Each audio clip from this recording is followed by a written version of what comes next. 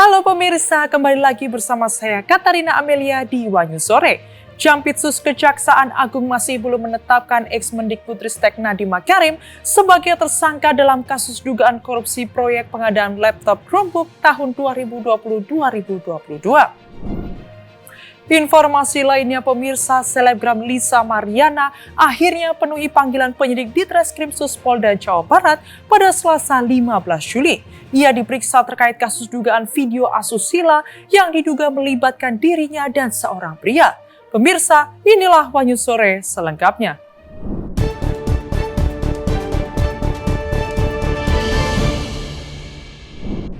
Jampitsus Kejaksaan Agung masih belum menetapkan ex-Mendikbudristek Nadiem Makarim sebagai tersangka. Dirdik Jampitsus menyatakan hal tersebut karena belum adanya dua bukti yang cukup untuk menetapkan Nadiem sebagai tersangka dalam kasus dugaan korupsi proyek pengadaan laptop Chromebook tahun 2020 hingga 2022.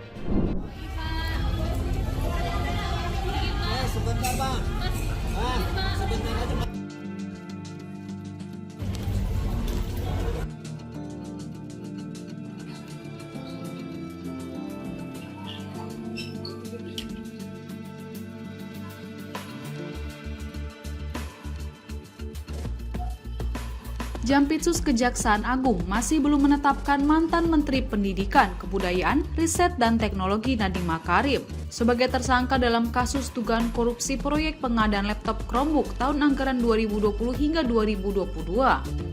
Direktur Penyidikan Jampitsus Kejagung Abdul Kohar mengatakan berdasarkan Undang-Undang Tindak Pidana Korupsi Pasal 2 dan Pasal 3 tidak mensyaratkan bahwa seseorang yang melakukan tindak pidana itu harus mendapatkan keuntungan. Dia menjelaskan keuntungan yang diperoleh Nadiem sedang didalami penyidik, termasuk adanya investasi dari Google ke Gojek.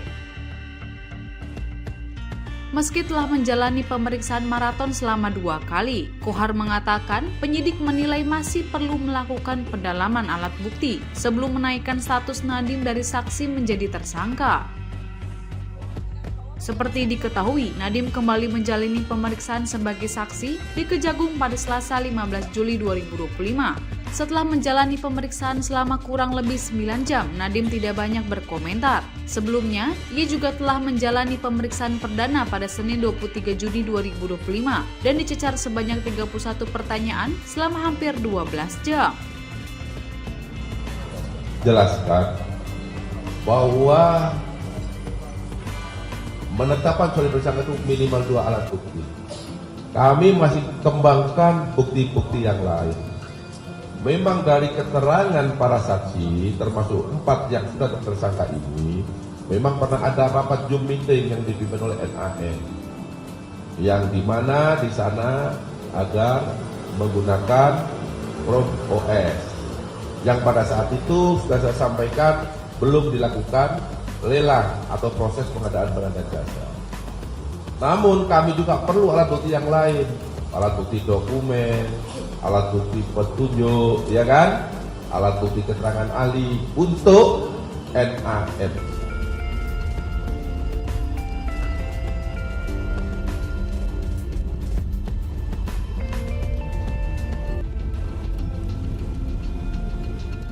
Kejaksaan Agung juga telah menetapkan 4 orang sebagai tersangka dalam perkara ini, diantaranya adalah Juristan, ex-staf khusus Mendikbudristek Nadiem Makarim, lalu Ibrahim Arif, konsultan perorangan untuk rancangan perbaikan infrastruktur teknologi manajemen sumber daya sekolah, lalu Mulyasyah, mantan direktur SMP Kemendikbudristek, hingga Sri Wahyuningsih selaku mantan direktur sekolah dasar Kemendikbudristek.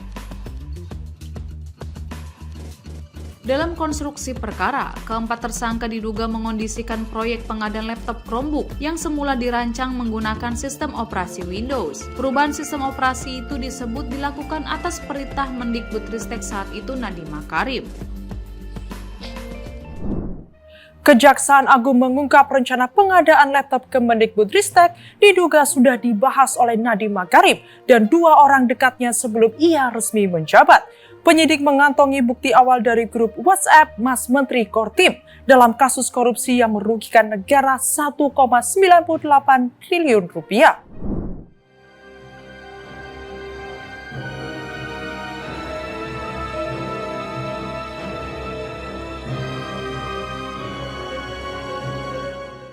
Kejaksaan Agung mengungkapkan bahwa rencana pengadaan program digitalisasi pendidikan sudah mulai dibahas oleh Nadiem Makarim bersama 2 orang dekatnya sebelum ia resmi menjabat sebagai Mendikbudristek. Hal ini terungkap dari keberadaan grup WhatsApp bernama Mas Menteri Kortim pada Agustus 2019 oleh Nadiem bersama Fiona Handayani dan Juristan, keduanya menjadi staf khususnya. Informasi ini disampaikan oleh Dirdik Jampitsus Kejagung Abdul Kohar dalam konferensi pers di Jakarta pada Selasa 15 Juli. Dalam grup tersebut, ketiganya disebut sudah mendiskusikan rencana pengadaan program digitalisasi di Kemendikbudristek, termasuk jika Nadiem nantinya diangkat sebagai menteri. 2 bulan kemudian, pada 19 Oktober 2019, Presiden Joko Widodo melantik Nadiem sebagai Mendikbud.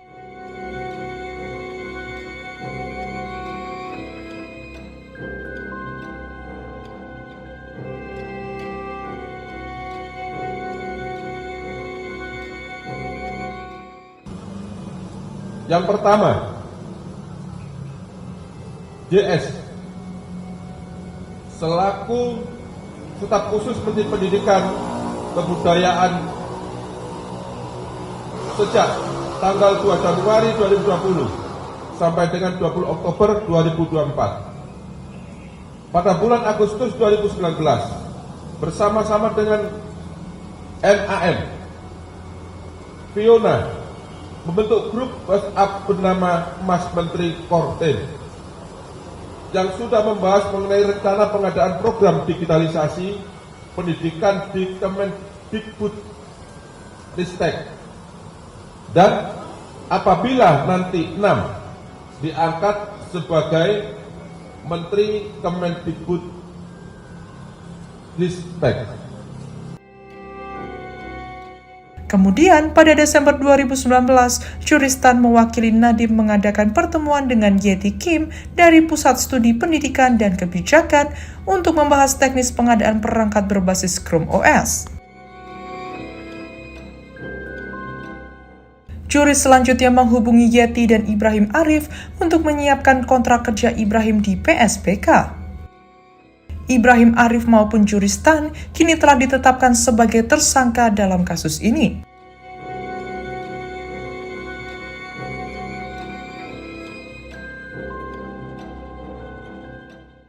Dua pejabat Kemendikbudristek tahun 2020 hingga 2021 juga turut ditetapkan sebagai tersangka, yakni Mulyatsyah dan Sri Wahyuningsih.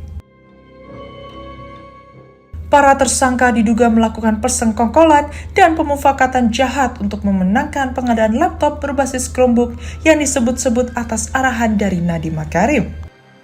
Namun hingga kini status Nadiem masih sebagai saksi karena belum cukup bukti untuk menetapkannya sebagai tersangka.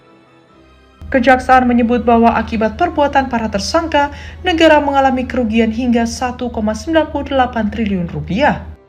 Padahal, proyek ini dijalankan di tengah kenyataan bahwa jaringan internet di berbagai wilayah Indonesia, termasuk daerah 3T, masih belum merata.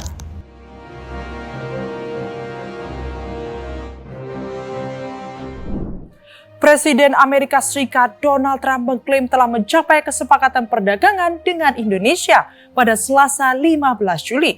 Kesepakatan itu disebut tercapai setelah berbicara langsung dengan Presiden Prabowo Subianto.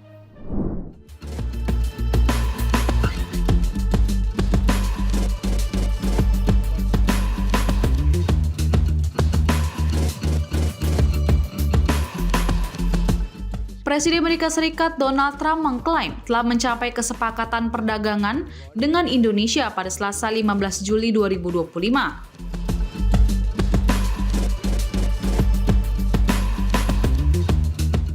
Kesepakatan itu disebut tercapai setelah berbicara langsung dengan Presiden Prabowo Subianto.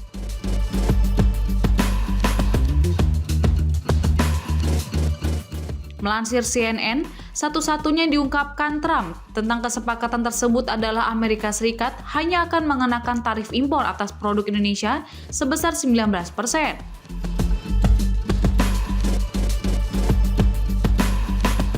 Tarif itu turun dibandingkan ancaman yang ia berikan ke Indonesia saat awal melakukan serangan dagang ke sejumlah negara. Saat itu Trump mengancam akan menghajar produk Indonesia dengan tarif impor 32%. Namun, tarif 19% itu tidak gratis untuk bisa dinikmati oleh Indonesia.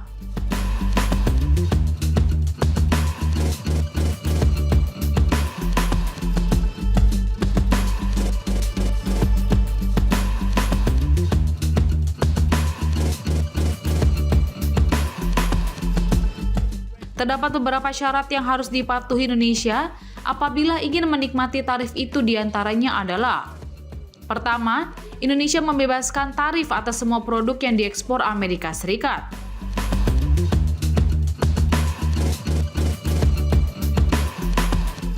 Kedua, Indonesia harus mematuhi komitmen membeli energi senilai 15 miliar US dollar dari Amerika Serikat atau sekitar 244 triliun rupiah. Ketiga, Indonesia harus menjalankan komitmen mengimpor produk pertanian Amerika Serikat bernilai 4,5 miliar US dollar atau 73 triliun rupiah. Keempat, Indonesia harus membeli 50 pesawat buatan Boeing. Permintaan itu ia sampaikan melalui akun media sosial Truth Social miliknya. Trump sebelumnya telah mengirimkan surat kepada Presiden Prabowo Subianto mengenai penetapan tarif impor 32% untuk produk impor asal Indonesia. Tarif tersebut akan diberlakukan mulai 1 Agustus 2025. Dalam surat yang ditujukan langsung kepada Prabowo, Trump mengatakan tarif diberlakukan karena selama ini Indonesia dituduh telah melakukan perdagangan yang tidak sehat dengan Amerika Serikat.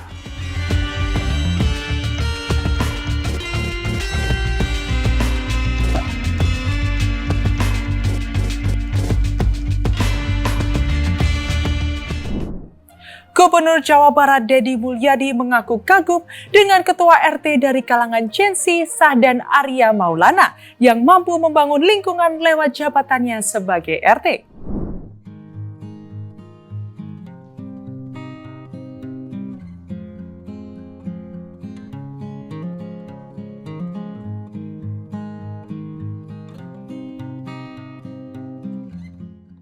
Gubernur Jawa Barat, Deddy Mulyadi, bertemu Ketua Rukun Tetangga atau RT dari kalangan Gen Z, Sahdan Arya Maulana.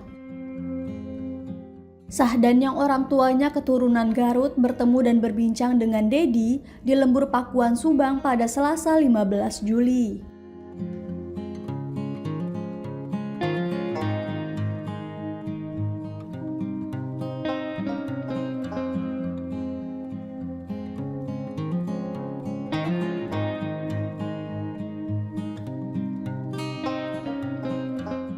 Dalam pertemuan itu, Deddy mengaku kagum dengan anak-anak muda yang terjun langsung membangun lingkungan lewat jabatan RT. Bahkan Deddy memuji Sahdan dan menyebutnya pejabat paling gagah saat ini.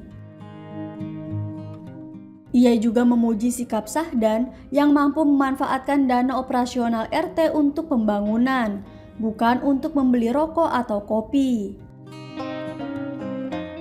Sahdan bersama dua rekannya memilih menggunakan dana operasional RT untuk membeton jalan lingkungan, memperbaiki saluran air, dan kegiatan produktif lainnya.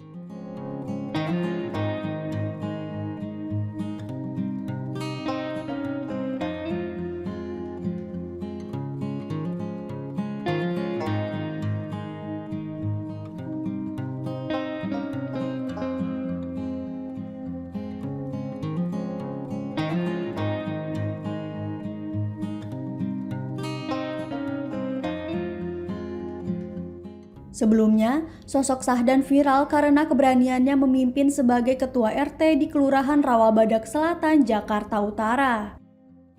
Meski sempat diremehkan karena usianya, Sahdan berhasil memenangkan pemilihan ketua RT melalui jalur voting. Ia mengalahkan lawannya dengan memperoleh 126 suara.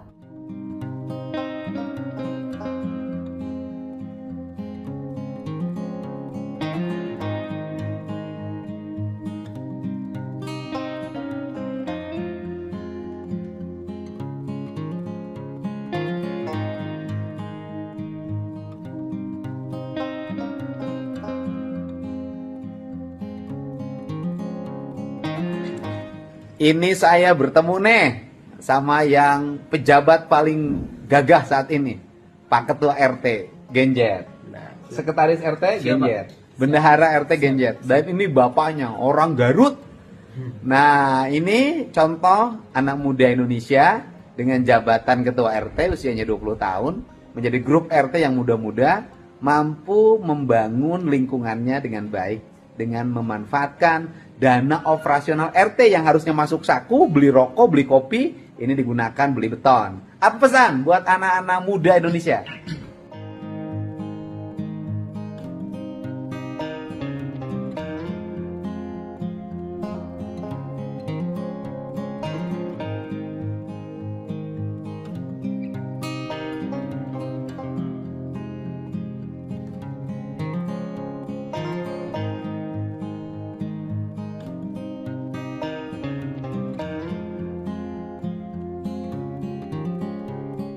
Setelah menjabat, Sahdan memperbaiki jalan rusak sepanjang 100 meter menggunakan dana swadaya sebesar 23 juta rupiah tanpa bantuan pemerintah. Aksi Sahdan mendapat dukungan penuh dari warga yang ikut bergotong royong. Sahdan mengaku ingin membuktikan bahwa generasi muda mampu memimpin dan membawa perubahan dengan pemikiran lebih luas dan relevan dengan zaman.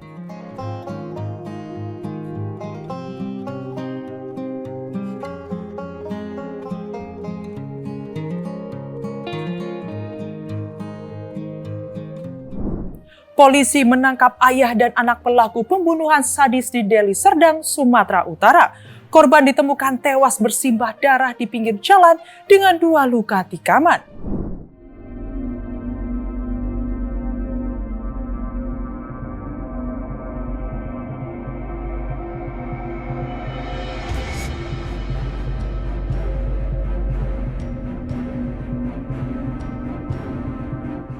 Polisi akhirnya menangkap 2 orang pelaku pembunuhan terhadap WAP yang jenazahnya ditemukan berlumuran darah di pinggir Jalan Besar Tanjung Anom, Desa Tanjung Selamat, Kecamatan Sunggal, Kabupaten Deli Serdang, Sumatera Utara.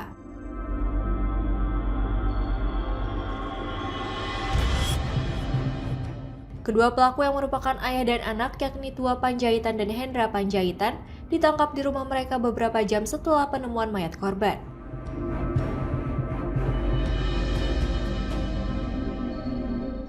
Penangkapan terhadap pelaku oleh pihak berwajib dilakukan tanpa perlawanan.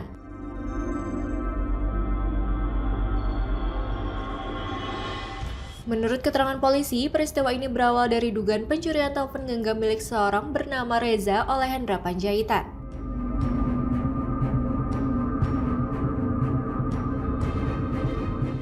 Terjadi pertengkaran antara Hendra dan Reza yang kemudian coba dilerai oleh korban.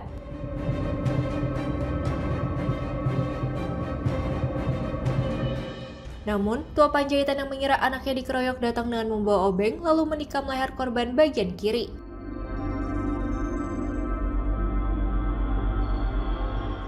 Hendra juga turut menikam pelipis korban menggunakan pisau.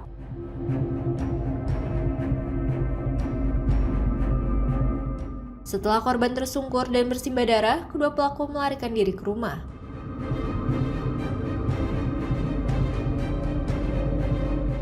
Sebelum kejadian, kedua pelaku mengaku mengonsumsi narkoba jenis sabu.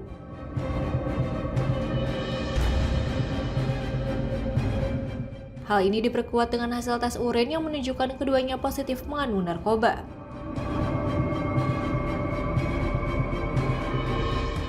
Dari tangan pelaku, polisi menyita barang bukti berupa 1 obeng dan 1 pisau yang digunakan untuk menghabisi nyawa korban.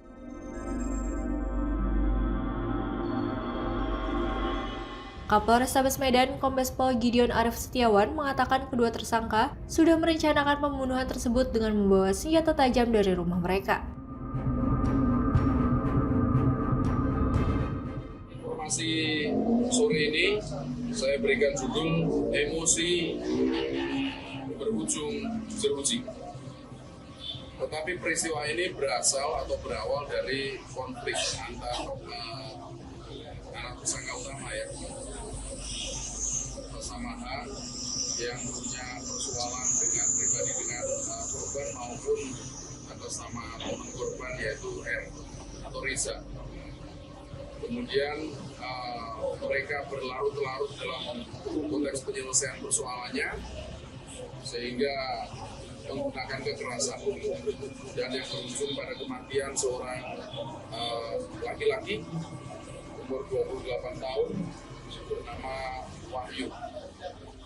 Dan ini sebetulnya memprihatinkan buat kita ketika persoalan-persoalan kecil di masyarakat mereka tidak menyelesaikan secara bijak, tidak mengambil langkah-langkah hukum yang baik, kemudian memilih cara kekerasan untuk menyelesaikannya, maka akan berujung pada persoalan yang lebih besar. Maka saya harap ini tidak terjadi di masyarakat Medan. Dan terhadap tersangka, salah satu tersangka atas inisial T Buah Panjaitan atau Maridon, itu juga seorang residivis. Nah, dihukum dalam kasus 363, kemudian juga positif narkoba dua-duanya, anak dan bapak ini positif. Ini menjadi keberatan kita akan melakukan tindakan hukum secara keras dan tegas. Konstruksi pasalnya juga 340, subsidiar 338. Artinya kita melihat ada perencanaan, ada barang yang dibawa yang bisa menyebabkan hilangnya nyawa. Kedua pelaku dijerat pasal 340 KUHP tentang pembunuhan berencana, subsidiar pasal 338 KUHP tentang pembunuhan dengan ancaman hukuman mati atau penjara seumur hidup.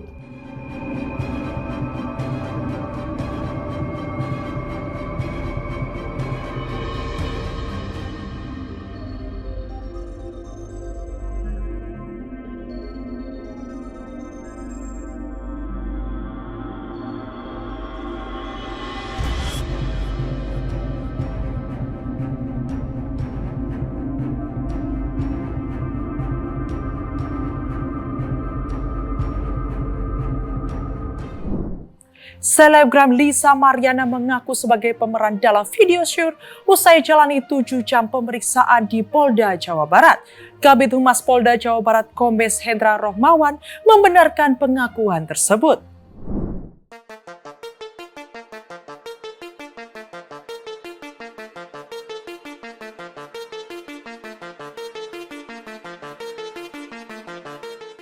Selebgram Lisa Mariana akhirnya memenuhi panggilan dari penyidik Direktorat Reserse Cyber Polda Jawa Barat pada Selasa 15 Juli. Lisa Mariana dipanggil terkait penyelidikan kasus dugaan video asusila yang diduga melibatkan dirinya dan seorang laki-laki yang tersebar luas di media sosial. Lisa Mariana tiba di Mapolda Jabar dengan didampingi kuasa hukumnya John Nababan. Perempuan yang mengaku memiliki hubungan spesial dengan Ridwan Kamil itu langsung menjalani pemeriksaan. Saat ditanya, ia enggan berbicara banyak karena bangun tidur dan hanya menyatakan kesiapannya menjalani pemeriksaan polisi. Oke, selamat pagi semua rekan-rekan. Ya, siapannya ya? Siap dong, harus siap. Masih banyak ngomong soalnya aku baru bangun tidur. Jadi gitu aja ya. Sementara itu, Kabid Humas Polda Jawa Barat Kombes Pol Hendra Rohmawan mengatakan Lisa mengakui kalau perempuan yang ada di video shoot tersebut adalah dirinya. Hendra menjelaskan bahwa kedua pemeran tersebut saling mengenal dan sosok pria dalam video itu memiliki ciri khas tato di tubuhnya. Meskipun telah ada pengakuan, proses hukum terhadap Lisa Mariana belum sepenuhnya tuntas. Hendra mengungkapkan bahwa pemeriksaan terpaksa dihentikan di tengah jalan karena Lisa mengeluh sakit. Hal ini membuat penyidik belum bisa menggali keterangan lebih dalam. Pihak kepolisian pun akan segera menjadwalkan pemanggilan ulang untuk melanjutkan proses berita acara pemeriksaan atau BAP.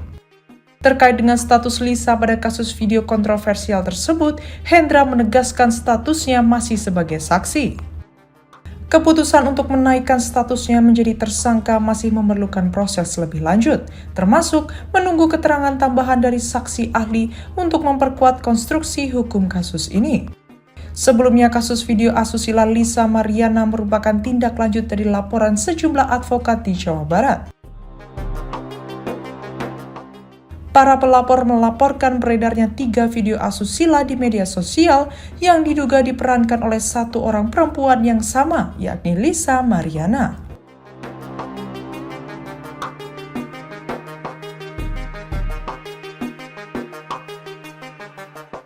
Dan kita masih mengumpulkan barang bukti dan juga kita sudah melakukan pemeriksaan yang bersangkutan.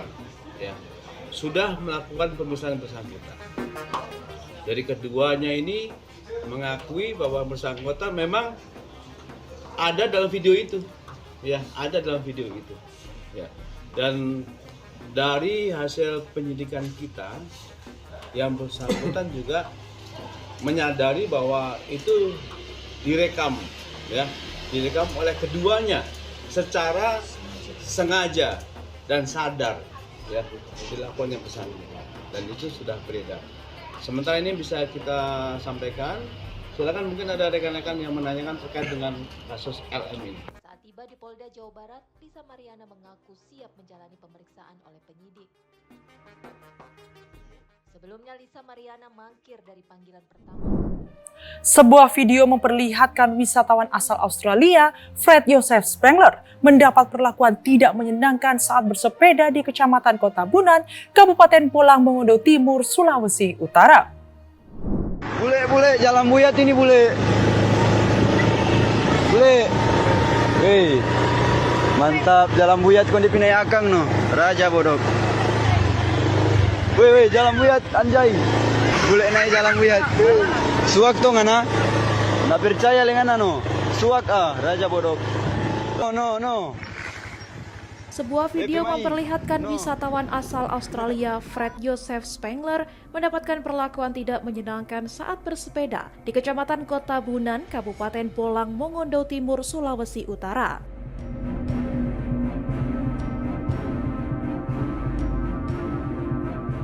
Dalam video berdurasi 3 menit itu, seorang pengendara motor tampak melontarkan makian dan ejekan kepada Spengler.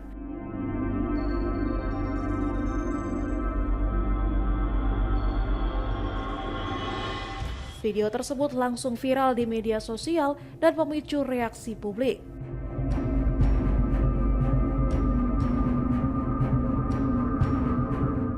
Pihak kepolisian segera mengamankan pengendara motor tersebut untuk dimintai klarifikasi.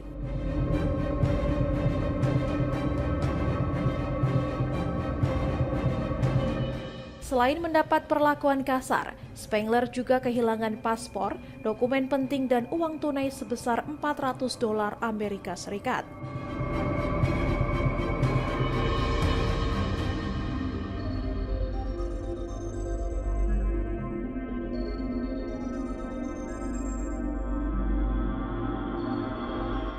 Peristiwa itu terjadi saat ia bermalam di SD Negeri Kota Bunan Barat pada Sabtu 12 Juli 2025.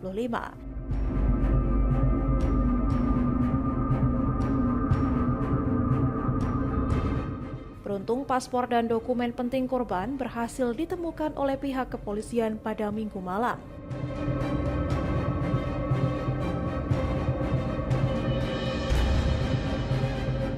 Polisi juga menangkap 2 pelaku pencurian berinisial GM dan IDAI, warga desa Kota Bunan Induk.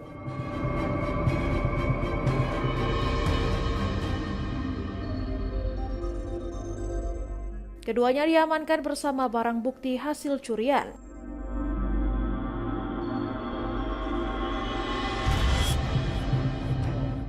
Sementara itu, pengendara motor yang memaki Spengler telah menyampaikan permintaan maaf atas tindakannya.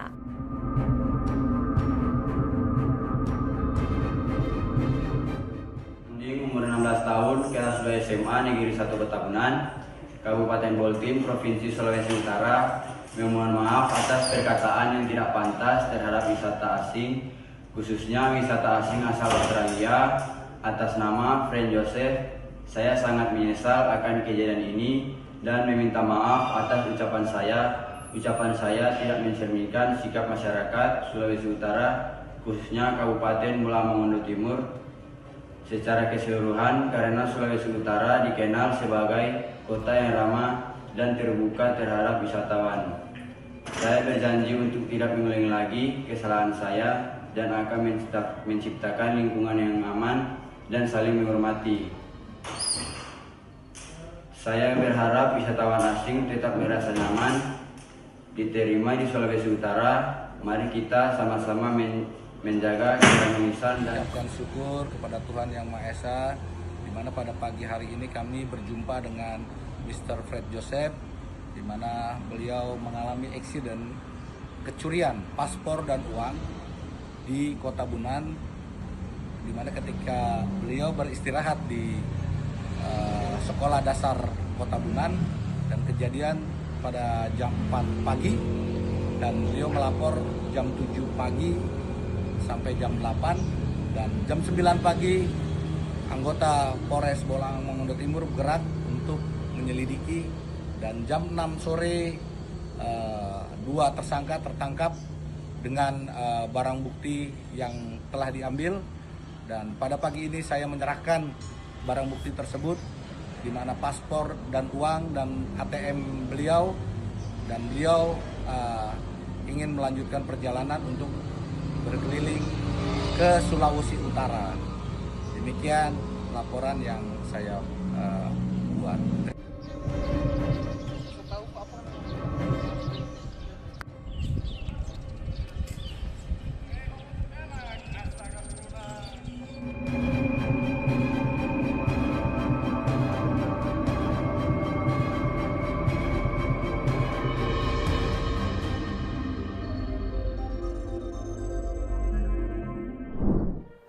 Demikian informasi yang dapat kami sampaikan pemirsa. Terima kasih telah bergabung bersama kami. Saya Katarina Amelia dan seluruh tim yang bertugas mengucapkan sampai jumpa di Wanyus sore berikutnya. Setiap hari pukul 7 malam hanya di kanal YouTube TV Wanyus.com.